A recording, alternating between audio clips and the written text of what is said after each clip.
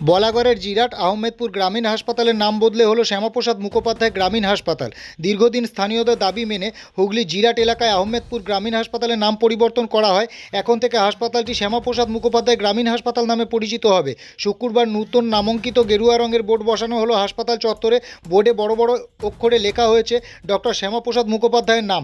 নতুন নামকরণের পর হাসপাতাল পরিদর্শনে যান বলাগড়ের বিধায়ক তথা রাজ্যের স্বাস্থ্য প্রতিমন্ত্রী সুমনা সরকার।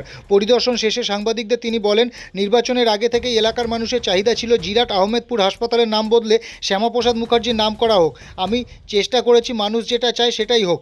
মানুষের আবেগের জায়গা হচ্ছে শ্যামাপ্রসাদ মুখার্জি, আশুতোষ মুখার্জি। আমি সেই মাটির মেয়ে। আমার কাছে প্রথম প্রায়োরিটি মানুষ। এটা মানুষের চাহিদা ছিল। দেখুন, এটা তো মানুষের চাহিদা ছিল, মানে নির্বাচনের আগে থেকে মানুষের একটা চাহিদা ছিল বিরাট আহমেদপুর হসপিটাল এই নামটাকে বদলে দিয়ে আপনার বিরাট আমাদের শ্যামাপ্রসাদ মুখার্জি গ্রামীণ হসপিটাল করা হোক, এটা প্রত্যেকের প্রস্তাব ছিল।